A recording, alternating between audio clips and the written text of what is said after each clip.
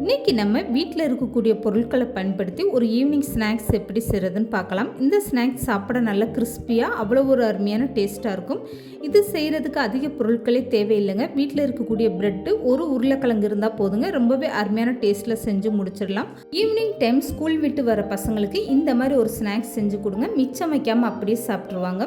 Hello friends, welcome to சமே delight.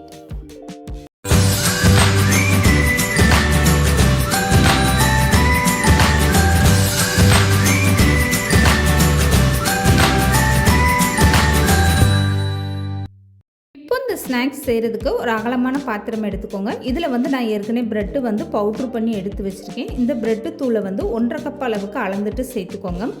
இப்போ இதை கையில் எடுத்து பார்த்தீங்கன்னா இந்த அளவுக்கு நல்லா கொரப்பாக இருக்கணும்.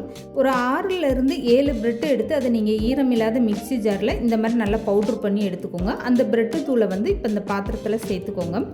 இப்போ இது கூடவே ஒரு உருளைக்கிழங்கு நல்லா குலைவாக வேக வச்சுட்டு அந்த உருளைக்கிழங்கை நல்லா இந்த மாதிரி கையில் மசிச்சு விட்டுருங்க. கொஞ்சம் கூட கெட்டிகள் இல்லாத அளவுக்கு இந்த உருளைக்கிழங்கு நல்லா மசிச்சு விட்டு எடுத்துக்கோங்க. இந்த ஸ்நாக்ஸுக்கு மொத்தத்துக்கே நான் ஒரு உருளைக்கிழங்கு தான் சேர்த்துருக்கேன். இதில் அதிகமான பொருட்கள்னு பார்த்தீங்கன்னா ப்ரெட்டோடைய தூள் தான் நம்மளுக்கு அதிகமாக தேவைப்படும். அதனால் ஒரு உருளைக்கிழங்கு நீங்கள் எடுத்துக்கிட்டிங்கன்னா போதும். உருளைக்கிழங்கு அதிகமாக சேர்த்திங்கன்னா இந்த ஸ்நாக்ஸ் உங்களுக்கு கிறிஸ்பியாக வராது, சீக்கிரமாகவே நல்லா சாஃப்டாக போயிடும். அதனால் ஒரு உருளைக்கிழங்கு சேர்த்துக்கோங்க. இப்போ இது கூடவே 3 ஸ்பூன் அளவுக்கு கார்ன்ஃப்ளவர் மாவு சேர்த்துக்கோங்க. இப்போது ஒரு பெரிய வெங்காயம் எடுத்து அதை நல்லா பொடிசாக கட் பண்ணிவிட்டு சேர்த்துக்கோங்க. இது கூடவே கொஞ்சமாக கருவேப்பிலை, இதுக்கப்புறமா ஒரு பச்சை மிளகாய் இந்த மாதிரி பொடிசாக கட் பண்ணி சேர்த்துக்கோங்க. இது கூடவே கொஞ்சமாக கொத்தமல்லியும் நல்லா பொடிசாக கட் பண்ணிவிட்டு சேர்த்துக்கோங்க. எந்த அளவுக்கு நல்லா பொடிசாக கட் பண்ண முடியுமோ அந்த மாதிரி நீங்கள் கருவேப்பிலை மல்லியெல்லாம் கட் பண்ணிவிட்டு சேர்த்துக்கோங்க. இப்போ இது கூட காரத்துக்காக 1 ஸ்பூன் அளவுக்கு தனி மிளகாய் தூளும் 1/2 ஸ்பூன் அளவுக்கு கறி மசாலா தூளும் சேர்த்துக்கோங்க. இது கூடவே 1/2 ஸ்பூன் அளவுக்கு ஜீரகத்தூள் சேர்த்துக்கோங்க. இப்போ இந்த ஸ்நாக்ஸுக்கு தேவையான அளவு உப்பு சேர்த்துக்கோங்க. இதெல்லாமே சேர்த்துட்டு எடுத்ததுமே தண்ணி சேர்க்காம நல்லா கை வச்சு இந்த மாதிரி மிக்ஸ் பண்ணி விட்டுருங்க. இந்த மாதிரி ஃபஸ்ட்டு நல்லா கை வச்சு மிக்ஸ் பண்ணி விட்டுட்டு அதுக்கப்புறமா 2லேருந்து 3 ஸ்பூன் அளவுக்கு தண்ணி தேவைப்பட்டால் சேர்த்துக்கோங்க. ஏன்னா ப்ரெட்டில் இருக்கக்கூடிய ஈரம் உருளைக்கிழங்குல இருக்கக்கூடிய ஈரமே உங்களுக்கு கரெக்டாக இருக்கும். இப்போ நான் 2 ஸ்பூன் அளவுக்கு தண்ணி சேர்த்து இந்த மாதிரி நல்லா கெட்டியான பக்குவத்தில் பிசைஞ்சு எடுத்துட்டேன். தண்ணி அதிகமாகிடுச்சுன்னா இந்த ஸ்நாக்ஸ் உங்களுக்கு எண்ணெய் குடிக்க ஆரம்பிச்சிடும். அதனால் 2லேருந்து 3 ஸ்பூன் அளவுக்கு கரெக்டான தண்ணி சேர்த்துட்டு இந்த மாதிரி ஒரு கெட்டியான பக்குவத்தில் நீங்கள் மாவை பிசைஞ்சு எடுத்துக்கோங்க.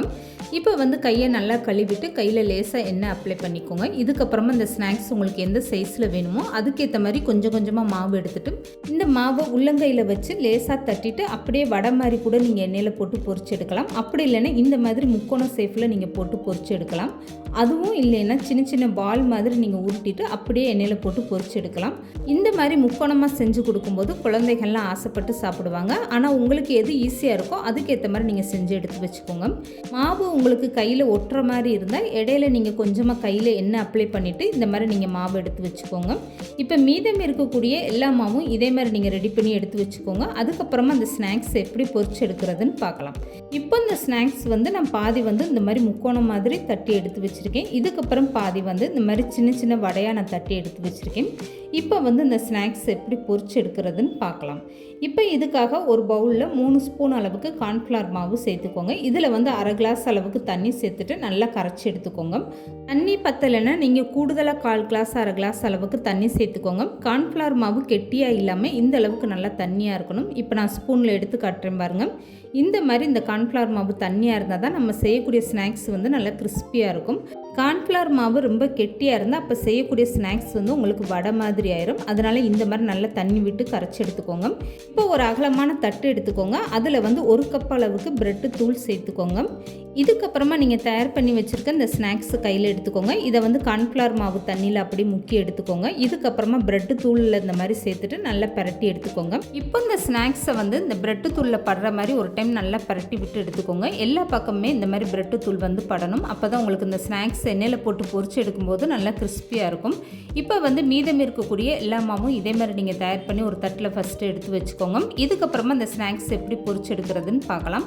இப்போ இந்த ஸ்நாக்ஸ் பொரிச்சு எடுக்க எண்ணெய் நல்லா சூடாயிருச்சு. சூடான எண்ணெயில் இந்த மாதிரி ஒவ்வொரு பீஸாக எடுத்துகிட்டு சேர்த்துக்கோங்க. இப்போ இந்த ஸ்நாக்ஸ் எல்லாமே எண்ணெயில் சேர்க்கும்போது உங்களுக்கே தெரியும் எண்ணெய் இந்த அளவுக்கு சூடாக இருக்குன்னு. இந்த மாதிரி எண்ணெயை நல்லா சூடுபடுத்திட்டு அதுக்கப்புறமா நீங்கள் ஒவ்வொன்றா சேர்த்துக்கோங்க.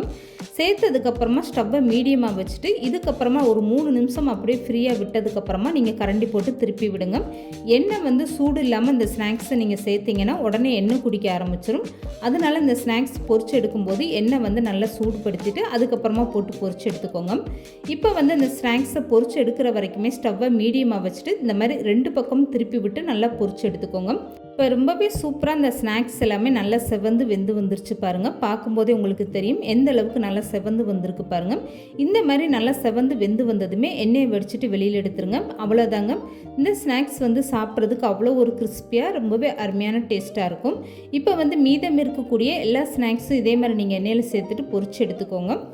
ஈவினிங் டைம் ஸ்கூல் விட்டு வர பசங்களுக்கு இந்த மாதிரி ஒரு கிறிஸ்பியான ஸ்நாக்ஸ் செஞ்சு கொடுங்க. மிச்சம் வைக்காமல் அப்படியே சாப்பிட்ருவாங்க. அவ்வளோ ஒரு கிறிஸ்பியாக அருமையான டேஸ்ட்டாக இருக்கும். கண்டிப்பாக நீங்கள் ட்ரை பண்ணி பாருங்கள்.